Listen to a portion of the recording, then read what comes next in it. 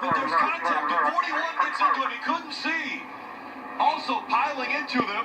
The 78's in it as well. The 78, 88 is backwards on the backstretch as well. They were sideways as the 4 was sliding sideways. Now there's more contact made as the 78 and the 88 trying to get going the right direction. On the last lap of the stage, the 78, Martin Truex Jr. gets caught up in it. Let's look back on how this happened. So Austin Dillon and Kevin Harvick were battling for position, and couldn't tell from that view if there was contact or not, but Kevin Harvick goes around.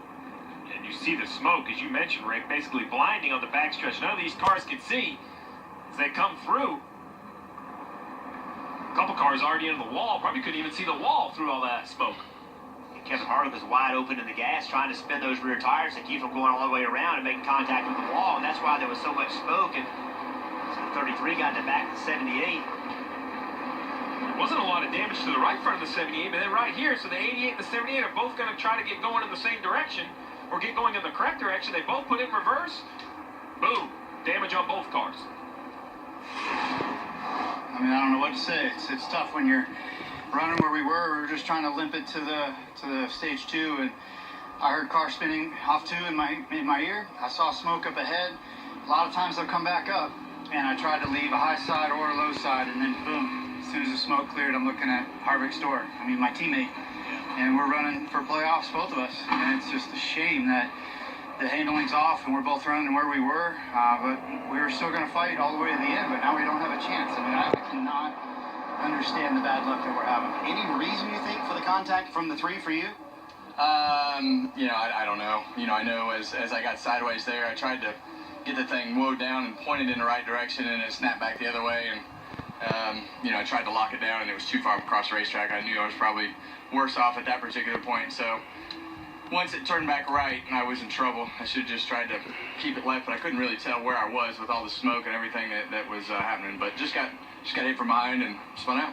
Despite all that happened, it seemed like you might be able to continue, but you had to get out of the car, which means the day is done, correct? Yeah, we couldn't get them unlocked from each other for whatever reason. The cars were locked together, so our Mobil 1 Ford was stuck. And we couldn't get it to back up anymore. I ripped reverse out of it, trying to get it to go backwards, and then it was just stuck together. That's what Kevin Harvick said at the time. And then here's a tweet from PRN, the Performance Racing Network. The 3 just turned us. That's a quote from Kevin Harvick. That's what he told them. Parker, I know you followed Kevin Harvick closely and the team on the track. How do you view that response from Kevin Harvick? Is that essentially what you saw? Yeah, I believe that's exactly what happened. The 3 got in there, got into his left rear, and spun him out. Now remember, the 4 car was going backwards pretty hard at that time. He was really struggling on the long run. That car was just doing a lot of different things that you wouldn't want to have it doing. As you see, he gets spun off here. And then the smoke that happened afterwards, I don't even know how to explain that. That's some of the craziest things I've ever seen. I heard Adam Stevens say a little bit ago on the post-race show he'd never seen that before. And as the 41 comes in, I just can't believe how much smoke and how much that covered the view of the drivers behind him. But remember, that 4 was going backwards, and he was frustrated with that race car. He was chattering the front. He was lacking rear grip.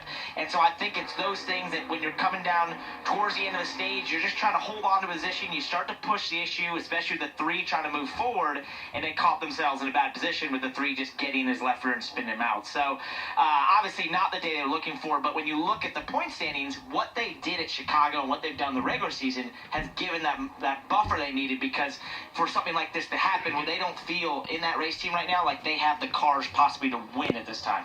Yeah, and I don't think, Parker, it's quite the buffer they'd like to have, because they started with a 41-point buffer going into New Hampshire. Now it's 25. And if you look back at history here, 2 years ago, Jimmy Johnson went into Dover with a 27-point buffer. And he had an axle seal failure at what is probably his best track on the Cup circuit. And that took him out of the playoffs, kept him from advancing to the second round. So I think Kevin Harvick, to Parker's point, is in a better position here, Carolyn. But he's left himself in a position where if he has some sort of freak mechanical failure, or if he gets taken out like he was today, ends up in an accident, then I think there could be problems in terms of advancing to the next And a round. fairly matter-of-fact response for two drivers that certainly have a history with each other, so it seems like it was just a racing incident and it will be left at that. Right. Let's go to our second moment because it features some trouble for another playoff driver. 38 laps to go, and Kasey Kahne began having some issues with his rear suspension. He eventually needed a trip to the garage. Take a look. And the 5 of Kasey Kahne slow and now stopping on the racetrack. And in doing that, Caution, be ready, guys. You're good here, Come on. he's trying to get onto pit road. He dives onto pit road, and the caution comes out. He was running 13th. As he was coming down pit road, he was weaving the car back and forth, and the right rear tire looked like it moved forward and rearward in the wheel well. So we're going to have to take a look at this 5 car, but I'm not sure they don't have a broken suspension piece. You see right here, the right rear tire moves very easily, like a track bar or a truck arm issue. You could see it. It should definitely not move that easy inside the wheel well.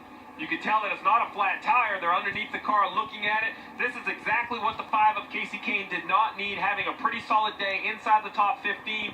See him shaking the car back and forth. That looks like a rear suspension failure to me, Rick. And the 5 is now in the garage with a mechanical issue, and they received a penalty for intentionally bringing out the caution. Kasey Kahne ends up 35th here at New Hampshire, but you ran way better than that. Mostly inside the top 15, Kasey, but you had that issue. What exactly happened and had made you stop on the racetrack there? Yeah, I said the track bar broke, so I was all over getting into turn 3.